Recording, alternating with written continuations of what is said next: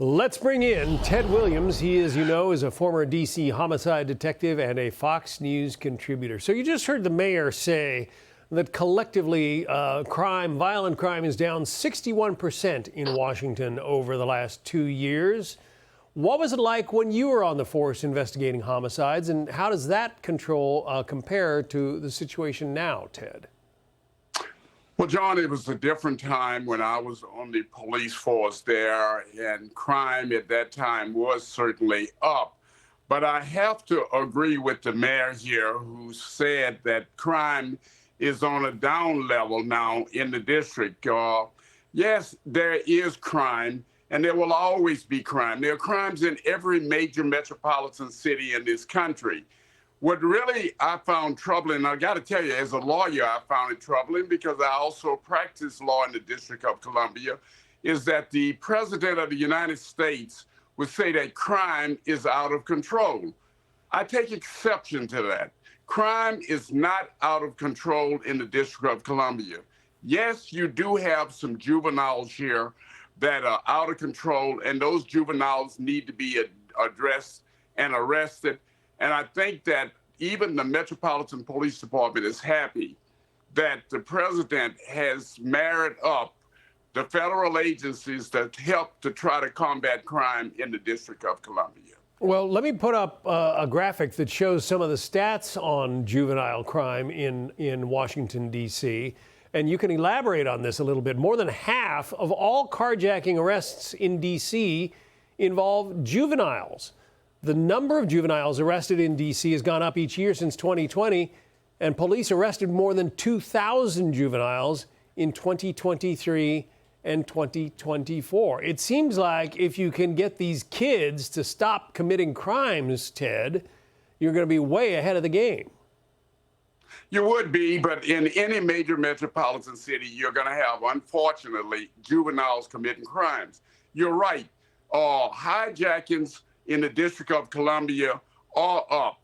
What we found, though, and what seemed to have precipitated the president actually wanting to get involved and having a press conference tomorrow, is that there was a federal staffer there was an attempted hijacking of that federal staffer who goes by the initials BB. And as a result of that happening, Trump now wants to come in and change everything in the district. And I would like to ask Mr. Trump, where were you last month when a 3-year-old child, Honesty Cheadle, was shot and killed as the result of crime in the District of Columbia? I didn't hear Mr. Trump speaking out then, and so I want Mr. Trump to do something for the district. Continue to have the federal officers partner with the district officers to try to bring down crime.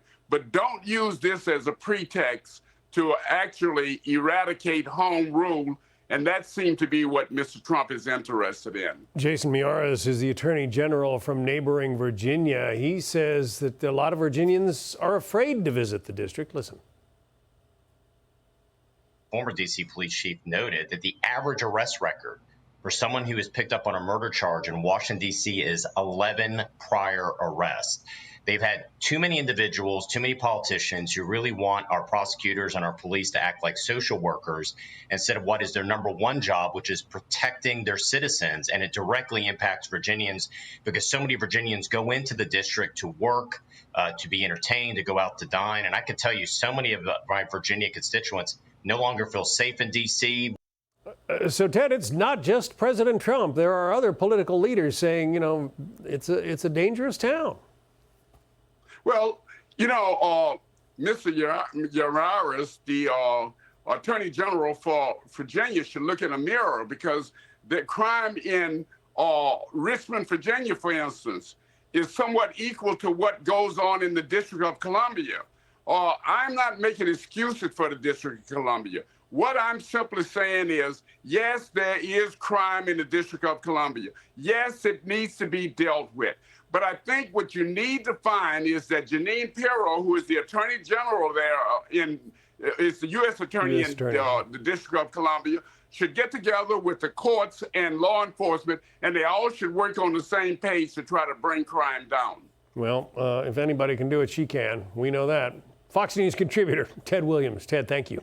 Hey, Sean Hannity here. Hey, click here to subscribe to Fox News YouTube page and catch our hottest interviews and most compelling analysis. You will not get it anywhere else.